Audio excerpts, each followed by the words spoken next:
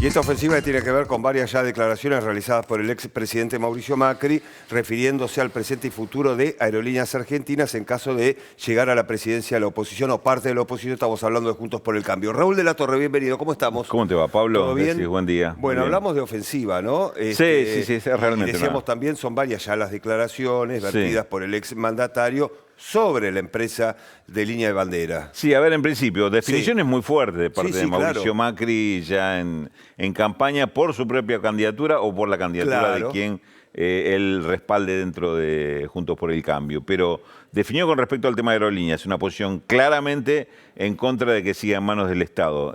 Utilizó para esto argumentos que merecen un análisis, Pablo, porque en principio está hablando de un déficit extraordinario, toma cifras de acumulando varios años, lo que le costó al Estado aerolíneas, y en principio lo que hay que decir es que es un déficit decreciente, está cada vez necesitando menos de fondos públicos aerolíneas a propósito de toda la reestructuración que se hizo a partir del año 2020. Pero por otra parte, la realidad en el mundo hoy es que prácticamente no hay aerolínea comercial que no esté en crisis.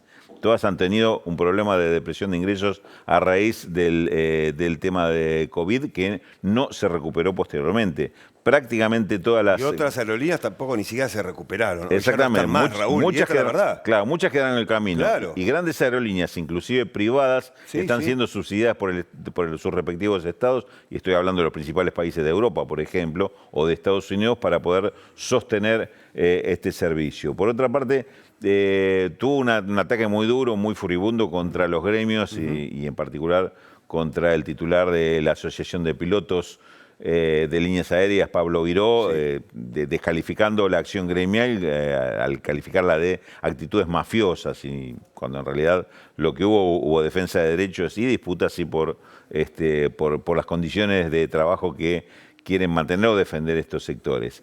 El otro punto que me parece interesante tratar, lo que el propio gobierno de Cambiemos llamó en su momento la revolución de los aviones, que fue el tema de la incorporación de las low cost, de empresas pequeñas con pocas naves, pero supuestamente de bajo costo, a la que se le asignó además un aeropuerto militar, el del Palomar, para que pudieran operar desde ahí muy cerca de la ciudad de Buenos Aires.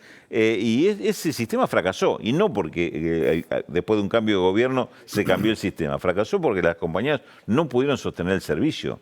Tuvieron muchísimas dificultades porque tampoco tenían capacidad de hacerlo, se les asignó las rutas comercialmente más interesantes del país y la explotación no les alcanzó. Claro. No, recordemos la cantidad de inconvenientes que hubo con alguna de estas aerolíneas comerciales, aviones que no podían cumplir con el servicio, no podían cumplir horario, que se atrasaban, algún tipo de accidente, afortunadamente no accidentes graves, accidentes no en vuelo, pero sí en aeropuertos de no poder salir porque no estaban en condiciones.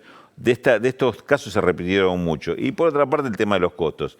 También resultó ciertamente falaz que la tarifa era más baja, porque vos comprabas un pasaje a un valor más económico, pero después resulta que no podías llevarle valija. Tenías que pagar todo aparte. Tenías que pagar todo aparte. Lo mismo más. No tenías los servicios aeroportuarios que te brindan compañías como Aerolíneas Argentinas, y en definitiva el costo era igual o muchas veces mayor si es que se cumplía con el vuelo. Por otra parte, el tema de las aerolíneas en poder del Estado tiene que ver con asegurar la conectividad con todo el país, con todo el territorio, y no solamente los destinos turísticos o más concurridos. Ese es el gran tema de tener una aerolínea comercial de bandera. Justamente el protagonismo de una aerolínea de bandera tiene que estar en los destinos que no son turísticos. Estar en los turísticos, pero sobre todo en los que no son turísticos, sino porque por la interconexión entre una provincia a otra provincia, una ciudad a otra ciudad, más allá de la cuestión turística, ¿no? Te doy un solo ejemplo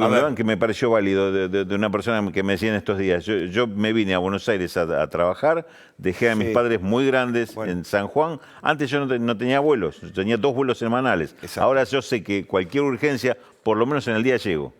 Por lo menos cualquier urgencia que necesiten mis padres, en el día llego. Antes no lo podía hacer. Para mí el valor de tener una aerolínea es ese. Bueno, en esto que por ahí es muy personal, es algo muy significativo porque es lo que quiere decir cuando hablamos de conectividad. Digo esto porque no por criticar o ponerse en contra de la persona, del Macri candidato o del partido, sino que se trata de una discusión de fondo. ¿Queremos o no queremos tener una aerolínea de bandera? ¿Tiene sentido o no tiene sentido? Claro. ¿Es un costo que es necesario pagar o no? ¿O realmente es dilapidar fondos? Me parece que ahí está el punto y lo que tiró Macri me parece que es una invitación a discutir de este tema, ¿no? Raúl, una empresa como es Aerolíneas Argentinas con antecedentes, en muchos casos casi, si me permite la palabra, nefastos, ¿no? Hay que hablar de privatizaciones, hay que hablar de vaciamiento de la empresa también, ¿no? Claro, porque digamos que no es tenés razón en recordar que no es la primera vez que se habla de la privatización. Recordemos episodios y nombres que quedaron muy marcados en la historia económica y social argentina. Iberia fue la primera que intentó el tema de la privatización, que terminó en un escándalo por los intentos de vaciamiento y que el propio Estado español se tuvo que hacer cargo de ver cómo transfería, le sacaba Iberia. Después hubo un organismo público que se llamaba CEPI, que se hizo cargo, y después... quien vino después, el nuevo dueño privado del grupo Marsans, grupo Antonio Mata al frente, que fue otro escándalo también, que los activos de aerolíneas después aparecían utilizados o usufructuados por otras empresas del mismo grupo, con lo cual, más que intentos de privatización, fueron intentos de vaciamiento de aerolíneas. A pesar de eso, Aerolíneas se levantó, se recuperó y hoy es una empresa que podemos decir que sigue siendo utilizada no solo por los argentinos, sino por extranjeros que le eligen por los servicios que presta, y volvió a conectar no solo a todo el país, sino que va inclusive agregando cada vez más rutas al exterior. Me parece que es un tema importante, como para dejarlo simplemente pasar de lado con una anécdota. Sin dudas. Gracias, Raúl.